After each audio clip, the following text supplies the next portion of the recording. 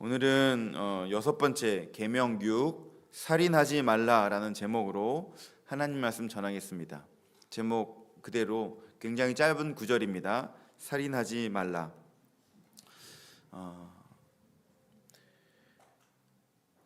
많은 그리스도인들이 하나님의 말씀에 순종하는 것이 참 쉽지 않다라고 다들 이야기하지만 유독 오늘 본문 말씀에서는 내가 이것만은 지킬 수 있다 라고 생각하는 말씀 중에 하나입니다. 살인하지 말라. 특별히 한국 사람들, 살인하기가 더 어려운 그런 상황 속에서 한국에서 자라고 살다 보니 살인하지 말라라고 생각하는 그런 경향들이 좀 있죠. 6계명 하면은 쉽게 아멘하는 그런 모습들이 있습니다. 그리고 또한 이 말씀을 좀 오해하고 곡해하는 사람들도 있습니다. 살인하지 말라라고 하니까 죽기 직전까지만 내가 괴롭혀도 되겠네, 내가 행해도 되겠네라고 자기 식대로 오해하는 사람도 종종 있습니다. 실제로 그렇습니다. 죽이지는 않았습니다. 이런 말을 적용하는 사람들이 역사 속에 꽤 많습니다. 나는 6계명은 범하지 않았다. 정말 6계명이 그런 의도로 주신 것일까? 죽이지만 않으면 되는 것인가? 또는 꼭 죽음에 대한, 살인에 대한 하나님 말씀이 주신 것인가? 당연히 그것을 포함합니다.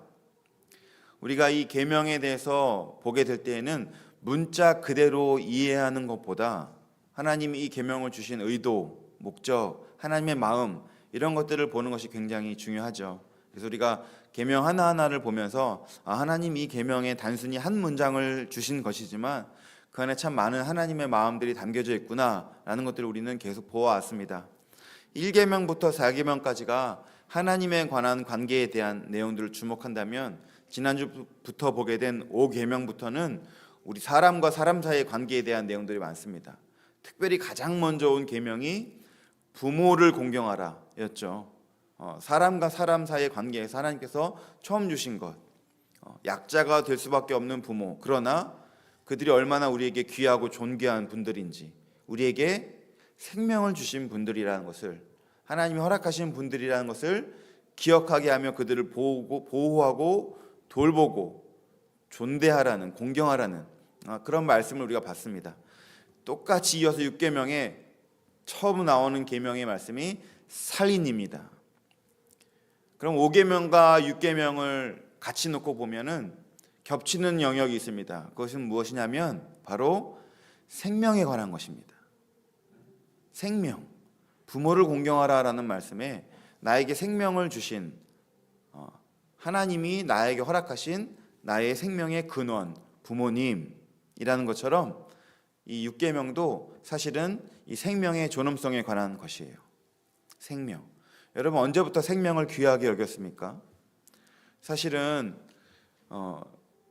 이 수많은 인류의 역사 속에서 살인은 피할 수 없습니다. 뺏기고 뺏는 역사의 현실입니다. 지금도 그렇게 삽니다. 살인하지 않을 뿐이지 계속 치열하게 우리가 살아가고 있습니다. 법적인 테두리 안에서. 그 법적인 테두리가 바로 이 6계명, 살인하지 말라, 이런 말씀들 가운데 우리가 살고 있는 것이죠. 이 법이 있기 전에는 전혀 살인에 대해서 거리낌이 없습니다. 살인하게 됩니다. 거리낌이 있다면 하나입니다. 보복을 당하니까. 내가 살인하면 나도 살인을 당할 위험에 처하니까.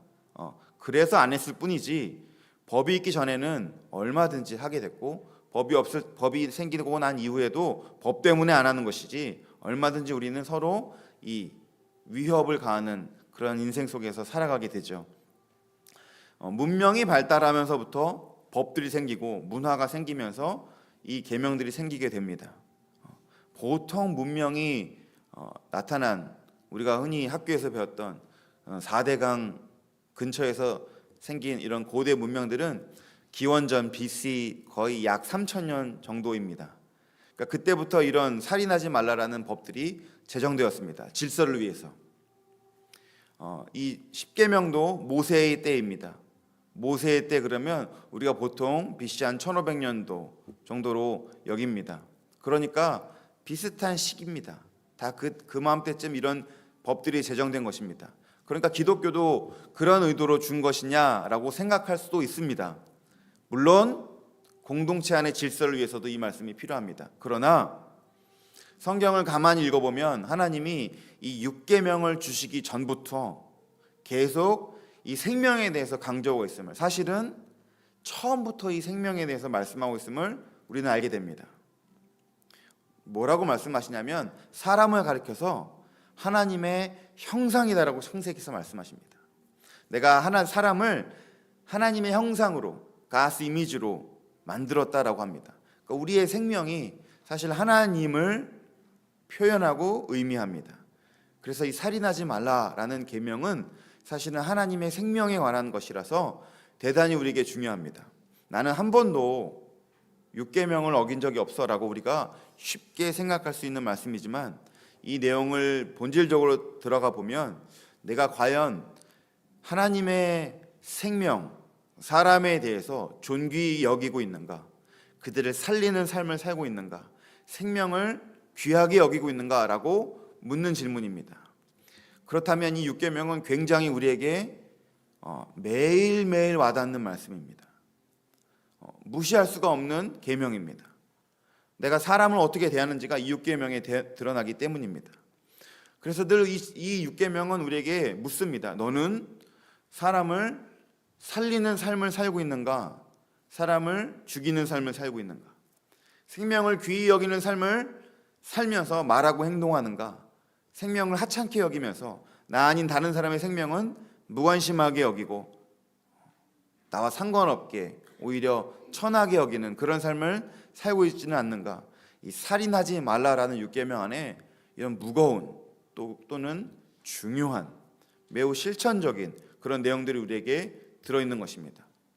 그래서 살인하지 말라라는 말을 다시 한번 우리의 말로 표현하면 생명을 귀히 여겨라 라고 하나님 우리에게 말씀하는 것입니다.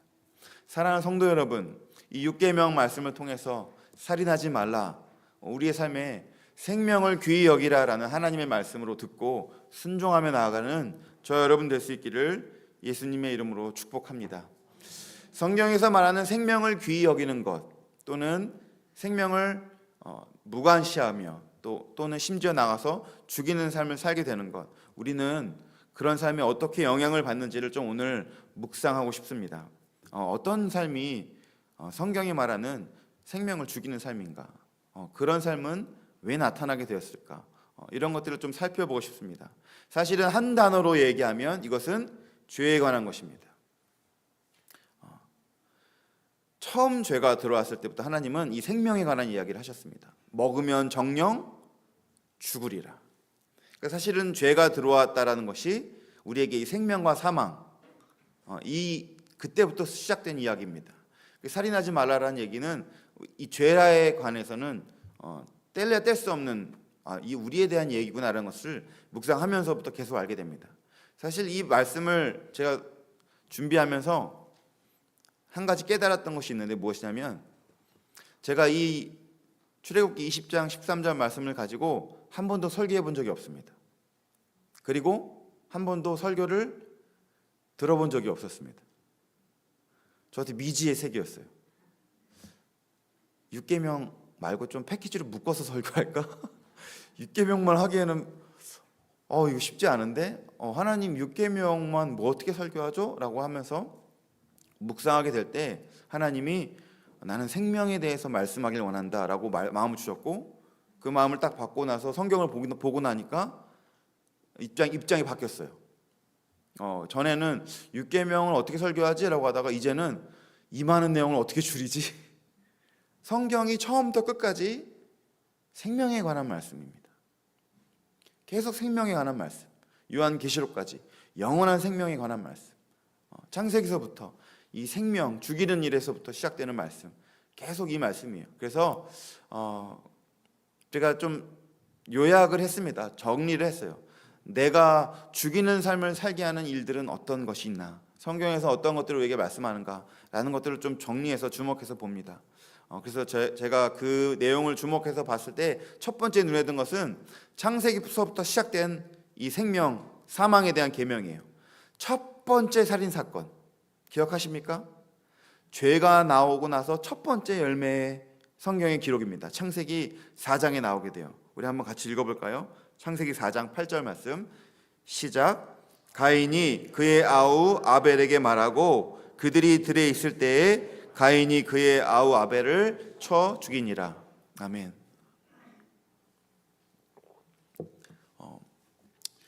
문명이 시작되기도 전에 아무것도 없을 때 그냥 아담과 하와 그의 아들들 가인과 아벨만 있을 때에 바로 첫 번째 열매 6계명이 나오게 됩니다.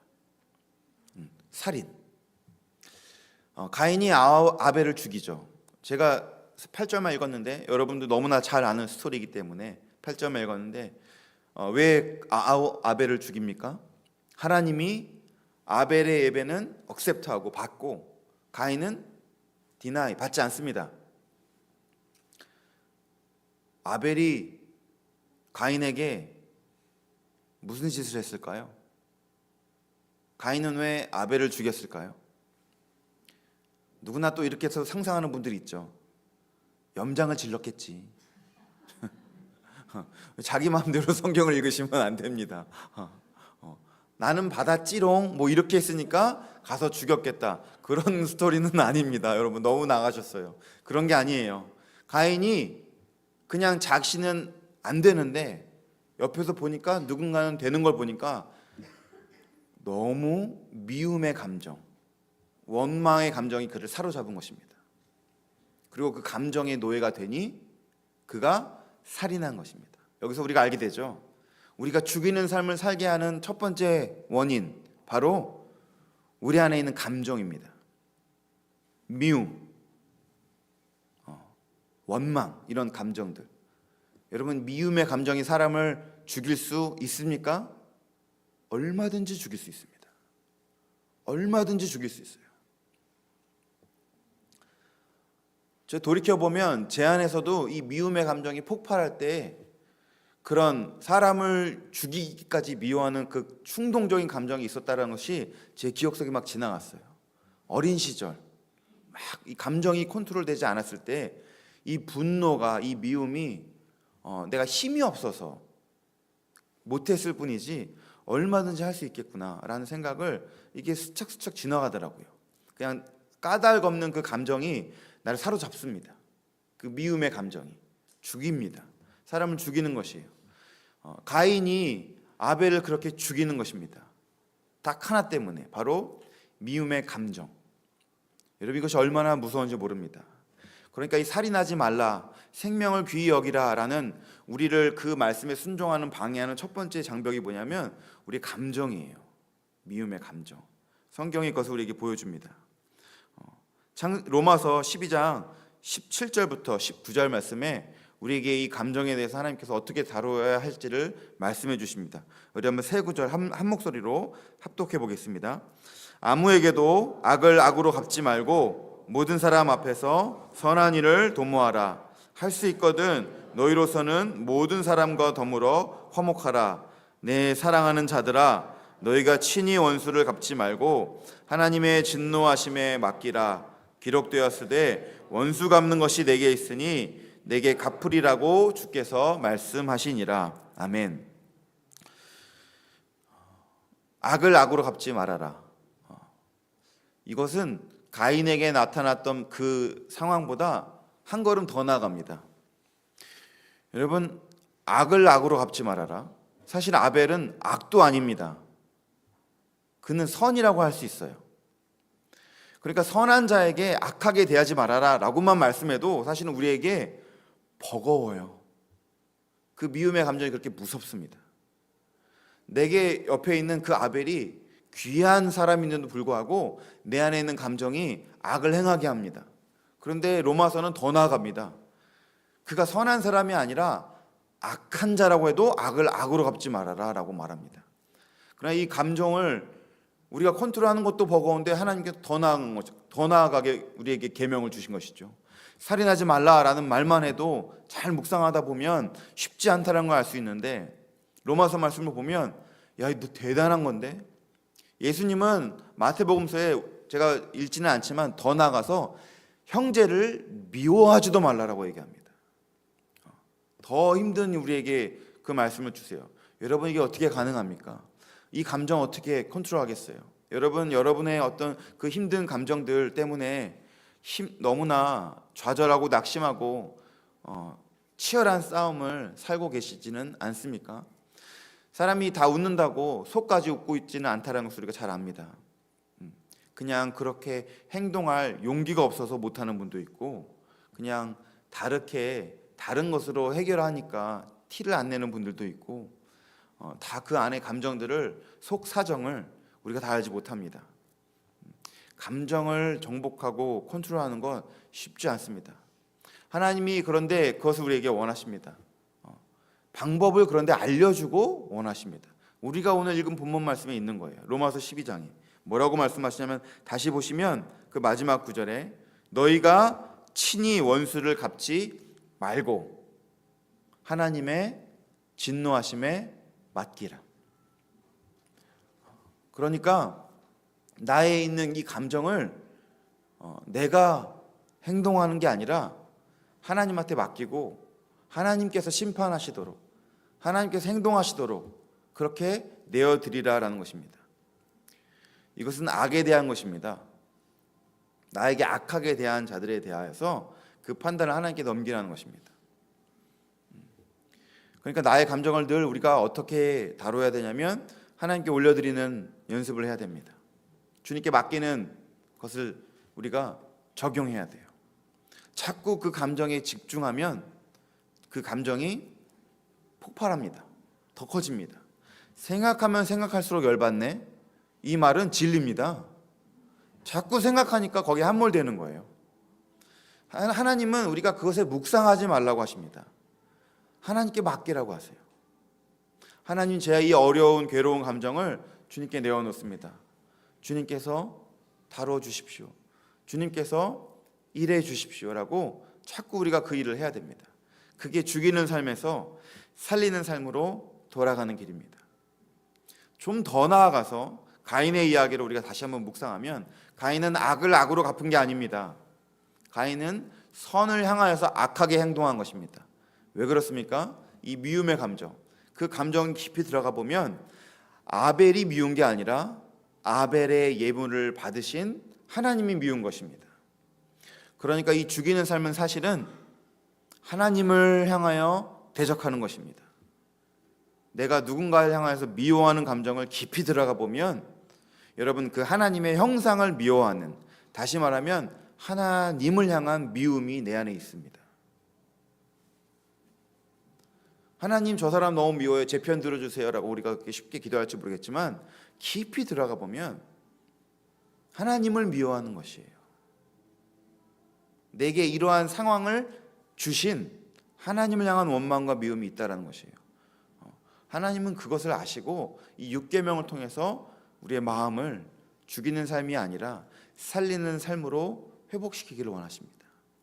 그냥 살인하지 말라가 어떤 질서를 잡는 것도 있지만, 문명 사회에서 나타난 질서를 잡고 생명을 귀히 여기는 것도 있지만, 하나님은 하나님 앞에서 우리가 거룩하고 정결한 삶을 드리기를 원하기 때문에 이 계명을 주시는 것입니다. 너는 그를 미워하는 게 아니라 사실은 나를 미워하는 것이다 라고 우리에게 말씀해 주는 것이에요. 사랑하는 성도 여러분, 이 미움의 감정이 나타나게 될 때에 잠잠히 좀 이 계명을 다시 한번 주목하시면서, 하나님, 제가 이 감정에 함몰되지 않기를 원합니다. 주님께 맡깁니다 라고 고백하시며 승리하시길 축복합니다. 또한 이 감정이 오게 될 때, 하나님, 제가 혹 하나님을 향하여서 원망하고 미워하는 감정이 있는 것은 아닙니까? 제가 하나님 앞에 겸손히 나아가오니 주님의 섭리를 용납하게 도와주십시오라고 하나님께 이 감정을 솔직히 아뢰십시오. 그럼 하나님이 이 6계명을 통하여서 우리에게 은혜를 베푸실 것입니다. 미워하는 감정이 오히려 하나님께 맡기며 하나님의 섭리 안에, 하나님의 주권 안에 우리의 삶을 다스리시는 그 은혜를 경험하게 해 주실 것입니다. 사랑하는 성도 여러분, 우리 안에 있는 수많은 감정들, 그 폭풍들, 그것에 함몰되는 것이 아니라 오히려 그 마음을 주님께 맡기며 더 주님을 신뢰하는 저와 여러분 될 수 있기를 예수님의 이름으로 축복합니다. 첫 번째로 나누고 싶은 이 6계명의 우리가 죽이는 삶으로 이끄는 것, 바로 미움의 원망의 감정이다라는 것들을 나누었습니다. 두 번째로 우리를 죽이는 삶으로 이끄는 것, 성경이 말하는 것이 있다면 그것은 바로 우리의 욕심입니다. 탐심, 욕심이에요. 야고보서 4장 1절과 2절 말씀 우리 한번 같이 읽겠습니다. 시작. 너희 중에 싸움이 어디로부터 다툼이 어디로부터 나느냐? 너희 지체 중에서 싸우는 정욕으로부터 나는 것이 아니냐? 너희는 욕심을 내어도 얻지 못하며 살인하며 시기하여도 능히 취하지 못함으로 다투고 싸우는도다. 너희가 얻지 못함은 구하지 아니하기 때문이요. 아멘. 야고보서 말씀 보면 너희가 욕심을 내어도 얻지 못하며 살인하며라고 합니다. 그러니까 사람이 뭔가 욕심을 내면은 어디까지 가냐면 죽여서라도 가지려고 합니다. 옛날에는 한국이 그렇게 잘 살지 못해서 그런 뉴스를 많이 못 봤는데 요새 한국이 좀 넉넉해지니까 여러분 가족 간에 친족 살인 이런 뉴스 참 많습니다. 부모의 유산을 자기 것으로 만들기 위하여서 또는 배우자, 가족, 돈을 채우기 위해서 욕심을 얻기 위해서 보험으로 살인을 저지른 이런 일들. 예전에는 사실은 한국 사회에 이런 일들이 많이 있지 않았어요. 그냥 충동적인 감정으로 일어난 일들은 있을 수 있었어도 계획살인 이런 거 굉장히 많다고 합니다. 다 그 깊은 뿌리의 그 원인을 보면 욕심이 있습니다. 욕심이 있어요. 이 욕심 때문에 사람을 얼마든지 죽이기도 합니다. 그리고 이 욕심이 우리에게도 존재합니다. 우리도 이 욕심 때문에 얼마든지 사람을 죽이는 삶을 살게 된다는 것이에요. 욕심을 좀 생각해 보십시오. 우리가 첫 번째로 감정을 생각해 봤다면 욕심을 한번 생각해 보세요. 여러분, 우리의 욕심이 기억해야 될 한 가지가 있습니다. 그건 뭐냐면 채워지지가 않는다라는 거예요. 이 욕심이 뭔가를 갖고 싶어하는 그 욕심이 가졌으면 끝나야 되는데 그 다음 욕심이 나타나게 된다는 거예요. 그 욕심의 정체입니다. 그걸 모르고 나 저거 너무 갖고 싶은데 가졌더니 끝이 아니야. 또 저걸 갖고 싶은데. 제가 어떤 경험이 있었냐면 저는 별로 관심이 없는 것 중에 하나가 뭐냐면 차예요. 그러니까 왜 제가 관심이 없다고 생각하냐면 저의 주변에 있는 남자들에 비해서 제가 한국에서 가족들이 이렇게 오거나 아는 지인들이 와서 이렇게 돌아다니잖아요. 차를 타고. 그럼 미국은 차를 타고 많이 돌아다니잖아요. 그러면 주로 하는 남자들이 하는 말, 차 얘기만 합니다. 그럼 제가 그때 차에 대해서 지식이 생겨요. 제가 아들을 낳았잖아요. 자라면서 맨날 차 얘기만 합니다. 지금까지도. 그래서 제가 차에 대해서 그런 차가 있다는 것을 제가 알게 돼요. 제가 전에 살던 도시가 토렌스라는 곳인데 거기에 유명한 브랜드의 차들이 다 있습니다. 그러니까 브랜드를 보기 힘든 차들이 다 있어요. 너무 놀라웠던 게 제가 혼자 운전할 때는 그게 있는지도 몰랐어요. 그러다 아들과 함께 딱 타니까 뭐다. 사실 지금도 잘 발음도 못해요. 정확한 발음을 못해요.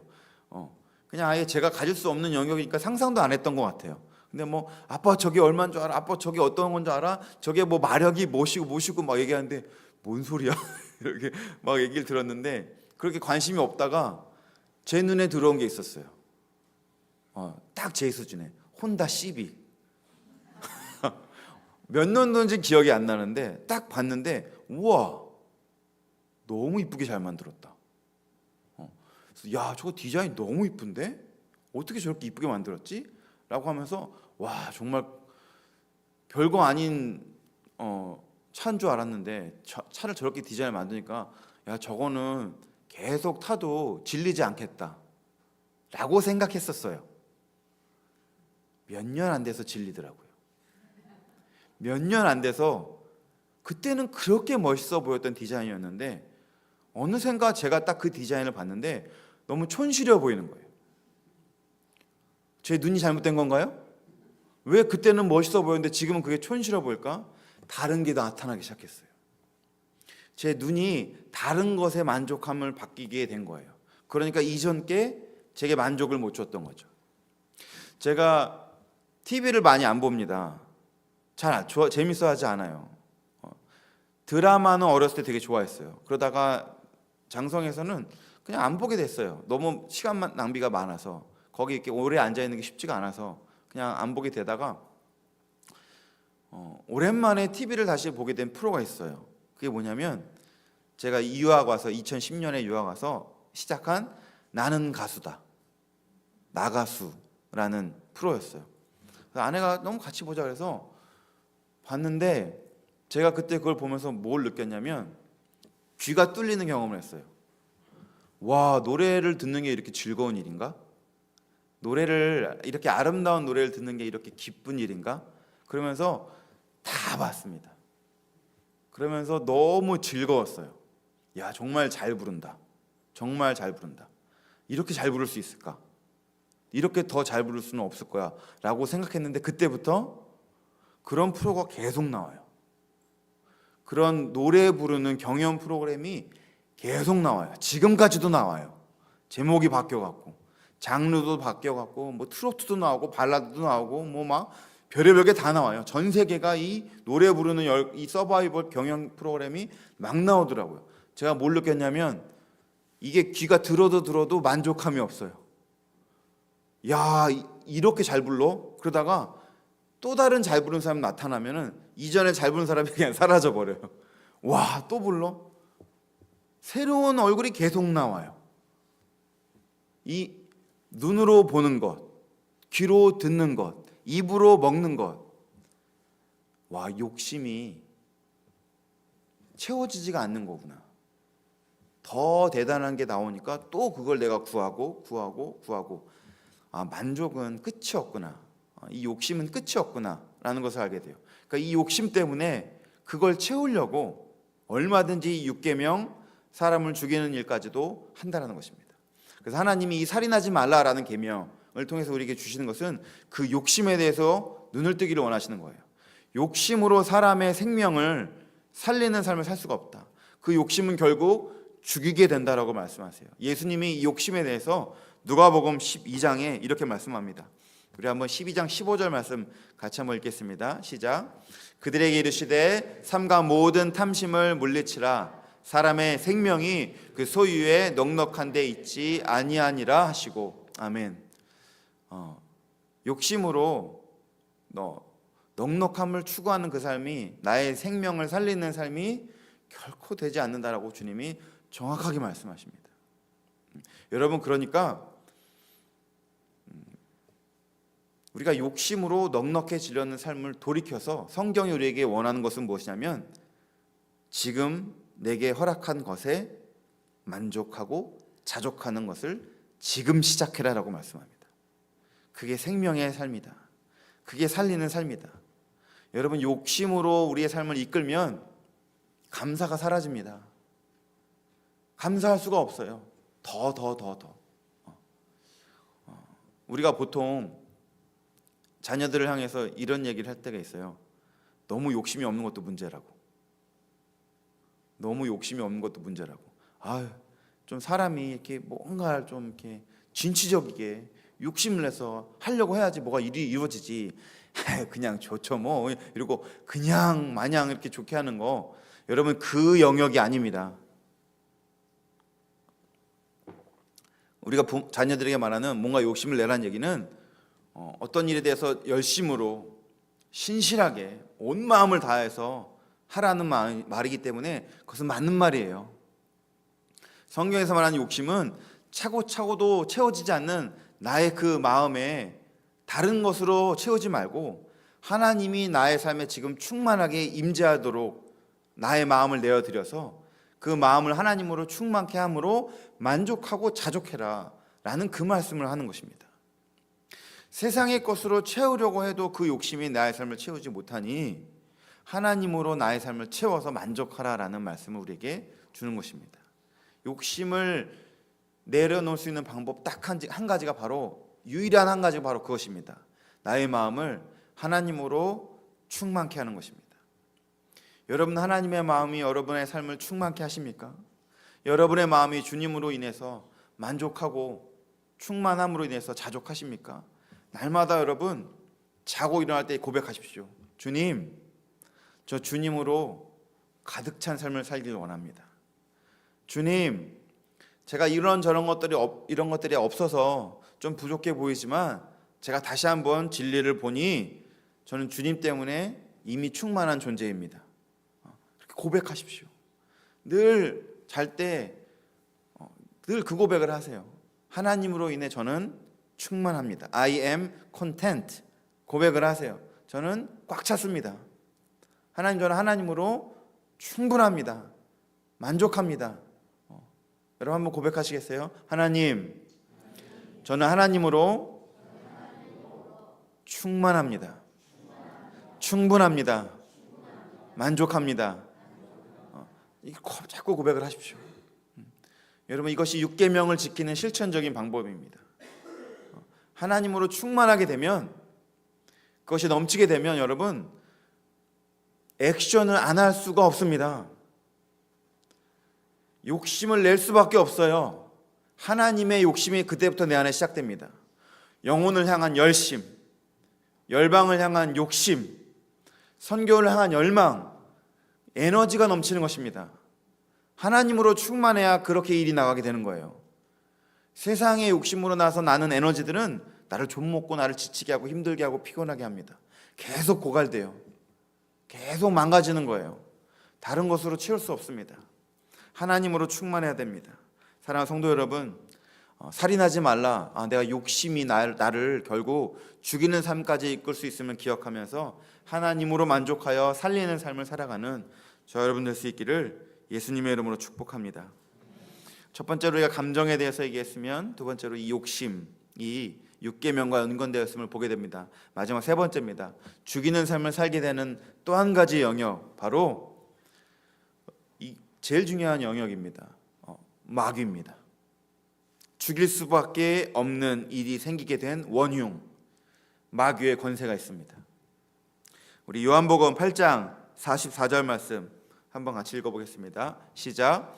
너희는 너희 아비 마귀에게서 났으니 너희 아비의 욕심대로 너희도 행하고자 하느니라. 그는 처음부터 살인한 자요 진리가 그 속에 없으므로 진리에 서지 못하고 거짓을 말할 때마다 제 것으로 말하나니 이는 그가 거짓말쟁이요 거짓의 아비가 되었음이라. 아멘. 44절 잘 보십시오. 마귀에 대해서 뭐라고 얘기하냐면 그는 처음부터 살인한 자요라고 얘기합니다. 그러니까 사실 살인은 마귀로부터 시작됐습니다. 그리고 그 마귀가 우리의 무엇이라고 합니까? 아비라고 합니다. 우리가 마귀의 자녀라고 해요. 제가 얼마 전에 제 자녀가 저한테 이런 질문을 해요. 아빠 목사님, 아빠 왜 예수님은 son of God, 하나님의 아들이라고 하는데 왜 우리는 child of God이냐고, 왜 children of God이냐고, 왜 다르게 표현하냐고 라고 하면서 질문을 하더라고요. 그래서 제가 이렇게 얘기했어요. 왜냐하면 우리는 하나님의 자녀가 아니라 마귀의 자녀이기 때문이다. 그런데 그런 마귀의 자녀인 우리를 하나님이 입양하셨다. 그래서 우리를 자녀 삼아 주셨다. 양자로 만들어 주셨다. 그런 의미를 담아서 우리가 하나님의 자녀가 되었다라는 것을 표현하려고 children of God이라는 그런 표현을 쓰는 것이다 라고 얘기했어요. 우리가 마귀의 자녀라고? 이제 그런 것을 알게 된 것이죠. 요한복음 8장에서 정확하게 말씀하죠. 우리가 마귀의 자녀라고. 그러니까 마귀가 살인한 자이기 때문에 그의 자녀인 우리에게 당연히 살인이 본능적입니다. 자연스러운 거예요. 이 권세 아래 우리가 있습니다. 늘 우리의 삶에서 이게 너무나 자연스럽습니다. 그래서 외향적인 사람은 다른 사람을 향해서 공격하고 내향적인 사람은 자기 자신을 향해서 공격합니다. 다른 사람을 죽이는 타살을 하든 자기를 죽이는 자살로 가든 계속 이 방향으로 가는 거예요.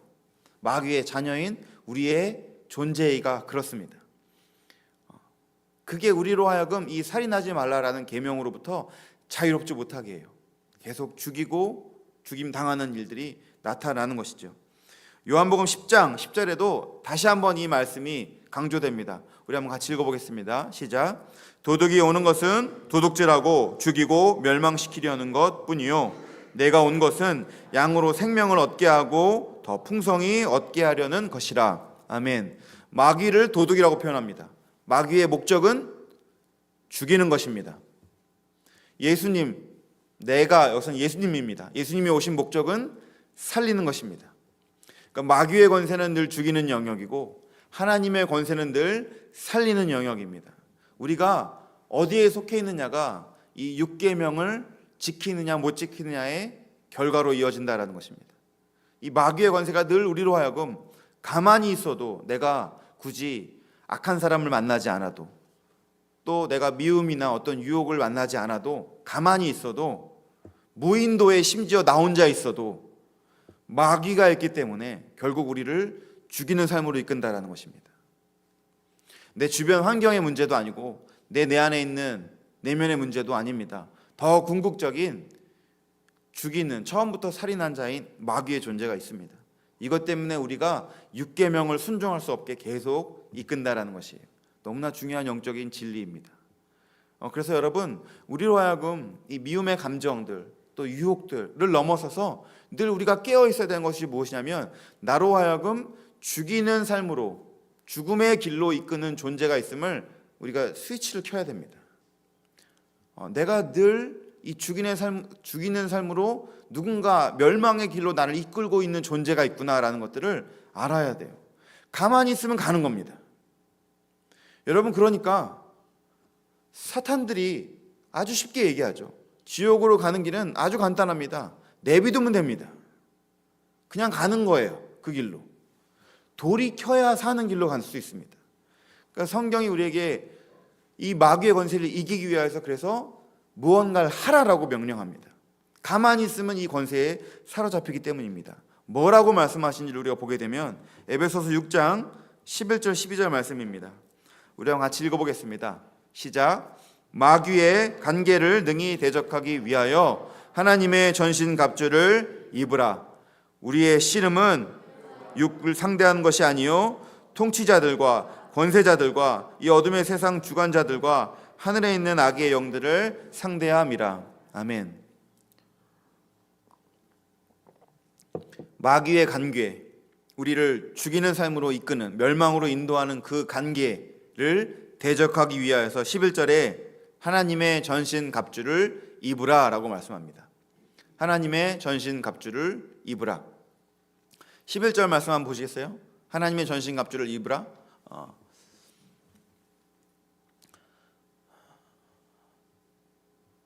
이 원어적으로 보면 영어 성경에서 put on the full armor라고 하는데, 이 입으라라는 게 원어적으로 보면 장착하는 겁니다.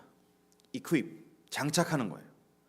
전신갑주를 입으라라고 하면서 쭉 말씀을 하는데, 이 내용이 뭐냐면 여러 가지가 있어요. 방패, 검, 벨트, 갑옷, 여러 가지가 있어요. 포인트가 뭐냐면 머리 끝부터 발끝까지입니다. 우리의 온 영역을 하나님의 전신갑주로 취하게 말씀합니다. 그러니까 이 말은 뭐냐면, 투구만 벗어도 마귀는 그것을 공격하고, 방패만 없어도 마귀는 그것을 공격하고, 신발만 없어도 마귀는 그것을 공격하고, 머리 끝부터 발끝까지 계속 마귀가 우리를 죽이는 삶으로 인도하고 멸망으로 이끈다라는 것이에요. 그러니까 그것을 막기 위해서는 머리 끝부터 발끝까지 하나님의 전신갑주로 무장하라라고 말씀합니다. 그러니까 우리가 이 6계명을 순종하기 위해서는 한 가지입니다. 우리의 삶의 모든 영역에 하나님의 은혜가 임해야 됩니다. 단 한 군데도 예외는 없습니다. 이곳은 하나님의 은혜가 임하길 원하고 이곳은 괜찮고가 없습니다. 우리의 삶의 모든 영역에 하나님의 은혜가 임해야 됩니다. 하나님이 다 우리를 지켜주시고 보호해 주셔야 됩니다. 그렇지 않고는 우리가 살 수가 없습니다.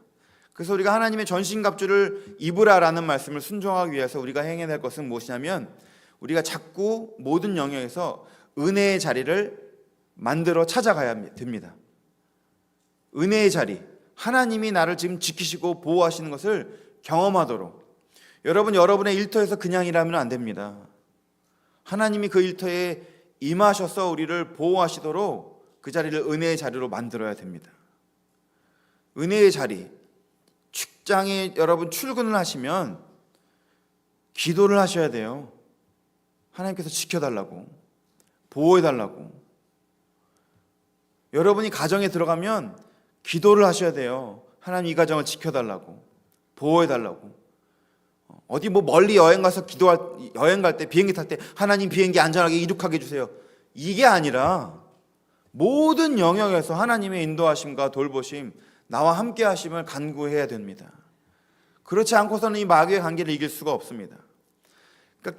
그래서 이런 말이 나오는 거예요. 기도는 우리의 호흡이다. 숨 쉬는 것처럼 기도해야 된다. 이게 뭐냐면 우리의 삶의 모든 영역에서 하나님의 주권과 하나님의 통치가 임할 수 있도록 그 은혜의 자리를 찾아야 된다라는 것이에요. 여러분, 이 영역에 눈을 뜨시길 축복합니다. 마귀의 영역에 눈을 뜬다는 얘기는 하나님의 은혜의 영역에도 눈을 뜨는 거예요. 언제나 그 일이 동일하게 같이 있습니다. 넘어뜨리려는 자, 살리려는 자, 죽이려고 우리를 달려오는 자, 생명을 얻게 하려는 하나님의 은혜, 이게 같이 있습니다. 자꾸 우리가 하나님의 은혜를 모든 영역에서 구해야 합니다. 잘 되는 일에도 구해야 합니다. 왜냐하면 잘 되는 일에 마귀가 그냥 두지 않기 때문입니다. 안 되는 일에도 당연히 하나님의 은혜를 구해야 됩니다. 그곳에 하나님의 임재가 있게 되면 그 일 속에서 살리는 역사가 회복되기 때문입니다. 모든 영역에서 이 일을 우리가 기도함으로 역사를 경험해야 합니다. 그것이 우리에게 주신 하나님의 말씀인 것이에요. 사랑하는 성도 여러분, 오늘 이 6계명 살인하지 말라, 얼핏 보면 되게 쉬운 가벼운 말씀인 것 같지만 그 중심을 보면 이 죽이는 삶, 우리의 내면 안에 있는 감정이 얼마든지 이끌어갑니다. 유혹의 마음, 우리 주변에 있는 유혹과 탐심이 우리를 계속 이 길로 이끌려고 합니다. 공중것에 잡은 마귀의 관계가 우리를 계속 이 죽음의 길로 이끌려고 합니다. 이 6계명 살인하지 말라라는 말씀을 지키기 위하여서 하나님의 임재를 사모하고 하나님으로 만족하고 늘 하나님을 간구하며 나아가 승리하는 저 여러분 될 수 있기를 예수님의 이름으로 축복합니다.